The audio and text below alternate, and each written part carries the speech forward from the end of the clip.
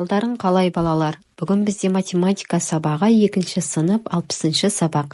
Ақиқат және жалған пікірлер тақырыбында. Сабақты бастамас бұрын каналға тіркеліп алыңдар. Бірінші есеп. Пікірлер ақиқат па әлде жалған ба?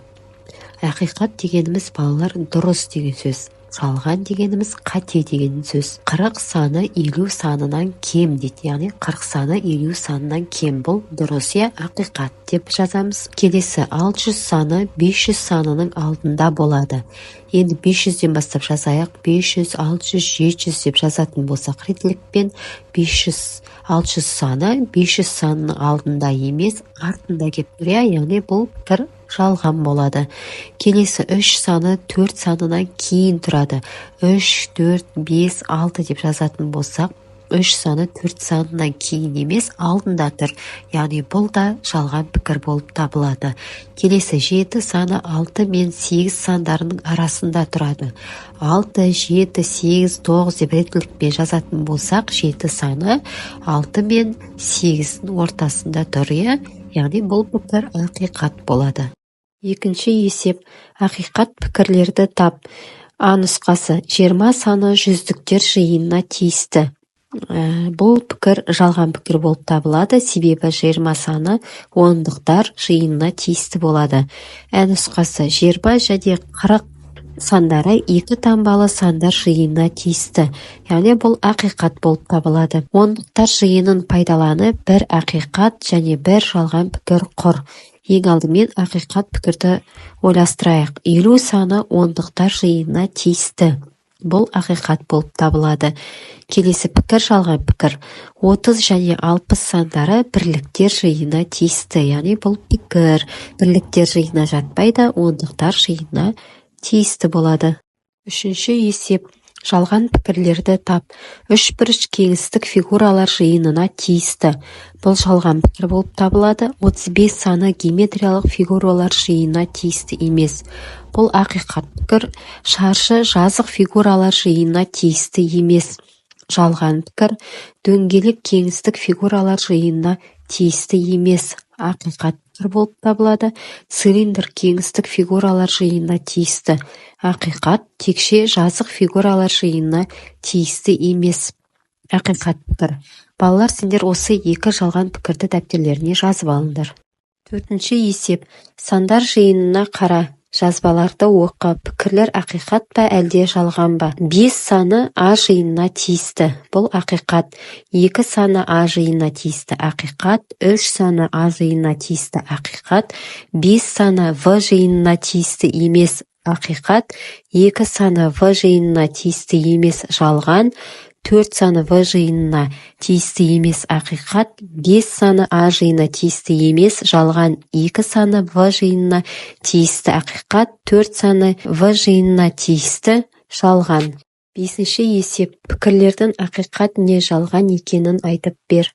Қазақстан сөзінде 3 дауысты дыбыс бар. Бұл пікір ақиқат болып табылады. Яғни Қазақстан сөзінде 3 А дауысты дыбыстары бар. Отаным сөзінде 1 дауыссыз дыбыс бар. Бұл жалған болып табылады. Себебі отаным деген сөзінде Т, Н, М деген 3 дауыссыз дыбыс бар. Қазақстан және отаным сөздерінде Н әрпі 2 рет кездеседі. Бұл жалған пікір, себебі Қазақстан дегенде ең соңында 1 Н, отаным дегенде ортасында 1 Н әрпі кездеседі. Алтыншы есеп. Арша мен қарағай ағаштарының биіктігін бірге алғанда 48 метр. Егер арша ағашының биіктігі 10 метр болса, онда ол қарағай ағашының биіктігінен неше метр кем? Қысқаша шартын құрып аламыз. Арша 10 метр, қарағай бізде белгісіз. Және бізде белгісіз болып тұрған арша қарағай ағашынан қанша метр кем екені. Екеуін қосқандағы биіктігі 48 метр болады. Шешуі. Ең бірінші қарағайдың биіктігін тауып аламыз. 48-ден 10-ды азайтқанда 38, екінші 38-ден 10-ды азайтқанда 28 метр болады. Жауабы арша қарағай ағашының биіктігінен 28 метрге кем. Жетінші есеп тиімді тәсілмен есептеп шығар. 67 қосу 19 қосу 13, яғни бұл жерде 0-мен аяқталатын, қосуға оңай болатын тәсілді мен шығаруымыз керек.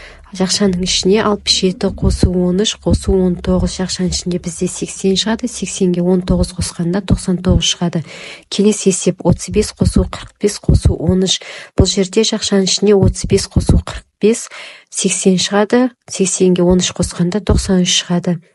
73 қосу жақшаның ішінде 7 қосу 30, енді бұл жерде жақшаның ішіне 73 пен 7-ні аламыз, 80 шығады, 80-ге 30 қосқанда 110 шығады.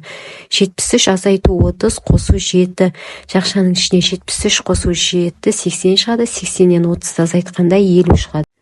8-ші есеп С және Д жиындарының бірігу және қиылысу операцияларының диаграммаларын құр. С бізде бір таңбалы сандар жиыны, яғни 1-ден 9-ға дейінгі сандар. 1, 2, 3, 4, 5, 6, 7, 8, 9.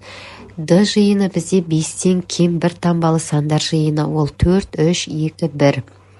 Енді бізде қиылысу диаграммасы, яғни қиылысу дегеніміз екі жиынға да ортақ сандар екі диаграмманың ортасына жазылады. Яғни 1, 2, 3, 4 элементтер жатады қиылысуға. Ал бірігуінде екі жиынның да барлық элементтері бірігеді.